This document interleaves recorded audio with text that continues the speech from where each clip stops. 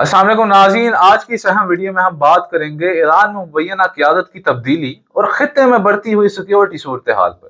سب سے پہلے آپ کو بتاتے چلیں کہ اسرائیلی میڈیا نے دعویٰ کیا ہے کہ ایران نے اپنا نیا سپریم لیڈر منتخب کر لیا ہے، اور رپورٹس کے مطابق، ہماری ریسرچ کے مطابق، یہ شخصیت مجتبیٰ خامنہئی بتائے جا رہے ہیں، جو کہ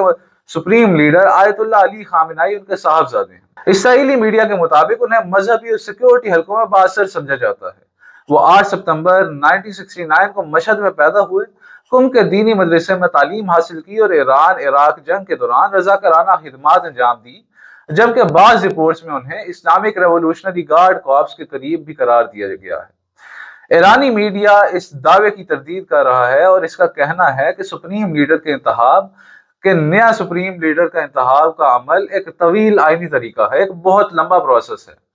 طویل آئینی طریقہ کار کے تحت ہوتا ہے اور باضابطہ سرکاری اعلان کے بغیر کسی خبر کی تصدیق نہیں کی جا سکتی۔ یہ کوئی چال بھی ہو سکتی ہے، یہ کوئی پلاننگ بھی ہو سکتی ہے۔ بین الاقوامی میڈیا بشمول بلوم برگ ماضی میں مجتبیٰ خامنہئی کے اثر و رسوخ پر رپورٹ شائع کر چکے ہیں، جبکہ امریکہ پہلے ہی ان پر پابندیاں عائد کر چکا ہے، جس سے ظاہر ہوتا ہے کہ عالمی سطح پر ان کے بارے میں حساسیت موجود ہے۔ تجزیہ کاروں کے مطابق جب تک ایرانی حکومت خود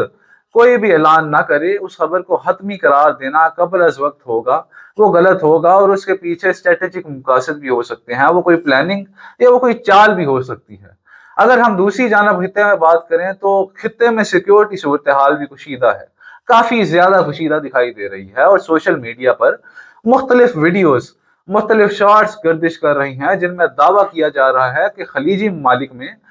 امریکی تنصیبات، امریکی ایمبیسیز اور تمام امریکی فوجی اڈوں کو نشانہ بنایا گیا ہے۔ تاہم ان دعووں کی آزاد ذرائع سے تصدیق ہوئی ہے، کئیوں کی نہیں بھی ہو سکی۔ یاد رہے کہ حالیہ دنوں میں ڈونلڈ ٹرمپ نے بیان دیا تھا کہ ایران کا فضائی دفاعی نظام شدید متاثر ہو چکا ہے، لیکن زمینی حقائق اور ریسرچ کے مطابق مختلف رپورٹ سامنے آ رہی ہیں۔ دفاعی ماہرین کے مطابق اگر خطے میں انٹرسیپٹر سسٹمز ان کی کمی واقع ہوئی تو سیکیورٹی چیلنجز مزید بڑھ سکتے ہیں۔ اس لیے ضروری ہے کہ مصدقہ اطلاعات کا انتظار کیا جائے، کیونکہ ایران میں قیادت کی تبدیلی ہو یا خطے میں سیکیورٹی کشیدگی، دونوں معاملات نہایت حساس ہیں، اور کسی بھی خبر کی تصدیق صرف سرکاری اعلان کے بعد ہی ممکن ہے۔ شکریہ۔